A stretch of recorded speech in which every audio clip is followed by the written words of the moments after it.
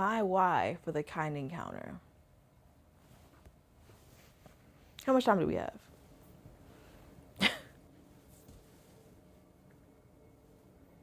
My name is Zara, and I am a content creator.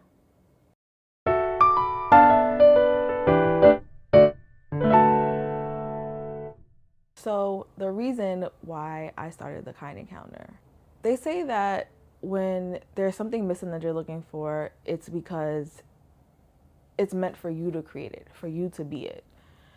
And I do believe that right now, there is such an emphasis online in all social media on, you know, self-centeredness and the constant push to consume. Um, just we're constantly being advertised to, and a lot of things are curated. Even things that are supposed to be natural and organic seem curated, and that's not to say that there's no authentic content and no kindness being shown out there, because there's plenty of it. I just think that there can always be more, and that's really where the kind encounter was born. Just my yearning to just see more people being natural and being kind and spreading kind words. So this is a picture of my mom and one of her patients. My mom was a CNA.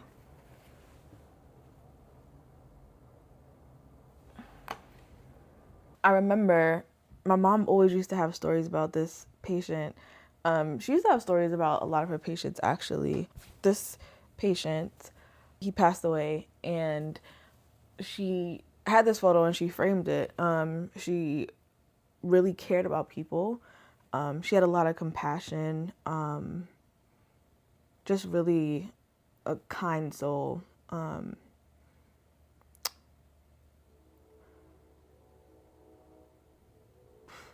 I can't really, there's just not many more words to say besides, like, she was just an incredible human. It's just a small kind of just example of how kind and just loving my mom was, and I'm so grateful to have experienced her in this lifetime. I am not going to cry. I said I wouldn't cry on this intro video. But I did lose my mom a little after my 21st birthday. And I think that anytime I look at this photo, anytime I think of my mom, like, just the compassion is kind of what I remember and what I love and what, I want to share in this world, because that is kind of like, it's embedded in me, honestly.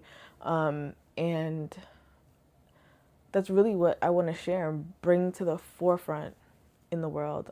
Especially today, I think there's just like, there's a lot of hardship going on in the world, and then it's like on social media it's like a different reality.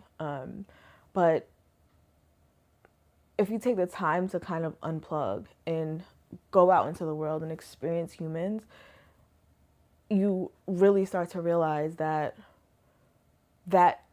there is a different reality in real life than there is online. But I do believe that we can bring that reality and show that reality more on social media platforms, online in general. I reflected on my own life and my own thoughts, and I tried to understand, why is it that our brains are wired to kind of focus on negativity so much. And there's so many good moments in life, but it seems like the hard moments, the tough times, they seem to like just overshadow the good times sometimes. And I really wanted to know and understand why. And I feel like it's even shown in social media itself. Like, we tend to just cling to, like, yes, there's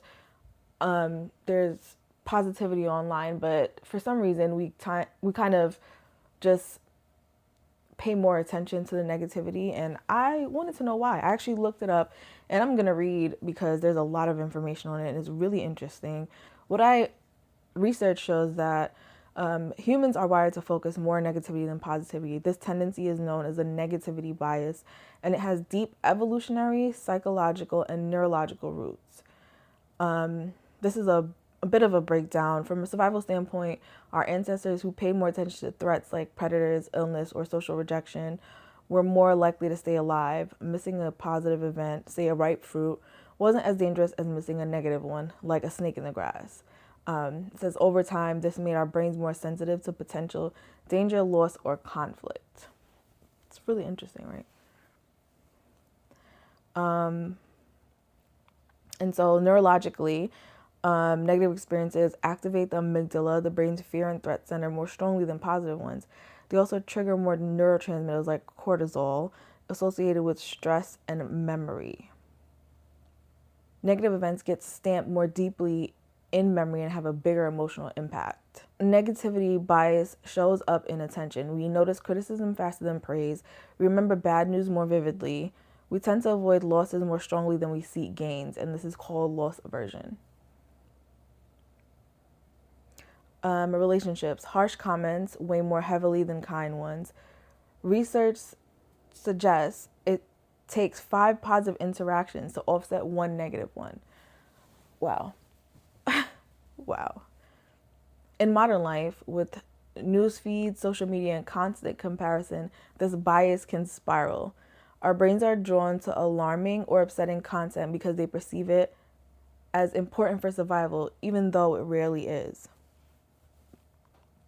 So, how do we counter it? Deliberate positivity. Write down positive moments daily. It retrains your attention. Mindfulness. Notice negative thoughts without feeding them. Gratitude and savoring. Actively linger on good experiences. Media diet. Limit exposure to outrage-driven content. I know that's...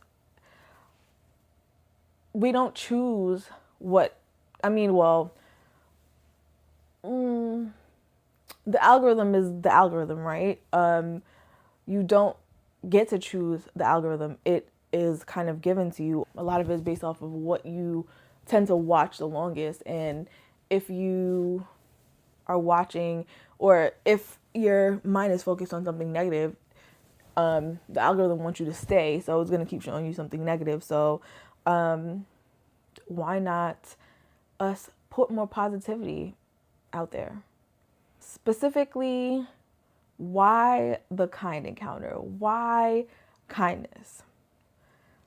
Well, kind words have measurable positive effects on the brain and body. You see, I'm like, I just got happy getting ready to speak about kindness.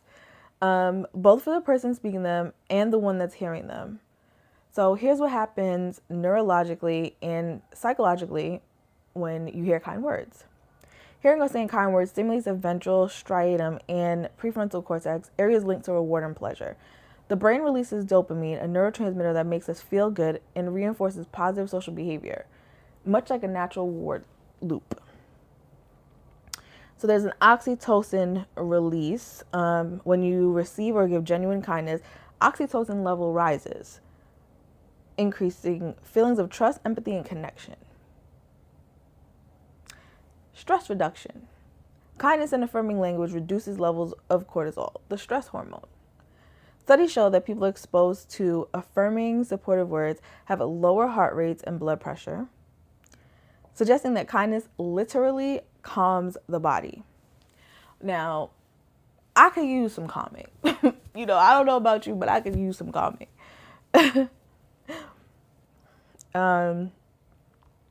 Consistent exposure to positive affirming language helps shape neural pathways associated with emotional resilience and self-worth. Over time, the brain becomes more attuned to compassion and optimism, fostering a positive feedback loop of emotional stability. Kind speech not only feels good, but helps the listener experience empathy and warmth at a neural level because of kind words activating mirror neurons. Those are involved in understanding each other's emotions. And finally, kind communication leads to improved mental health. It is linked to reduced anxiety, depression, and feelings of loneliness. Positive words can act like verbal medicine. I love that so much. Altering one's inner narrative and boosting self-esteem and emotional well-being. We can choose to be anything in this life. And right now, I choose to be kind on purpose. I really want to go to the ends of the earth, just spreading kindness and positivity. My hope is to eventually go global with the Kind Encounter. For right now, if you see me around New York City with this sign, stop by and spread a kind word.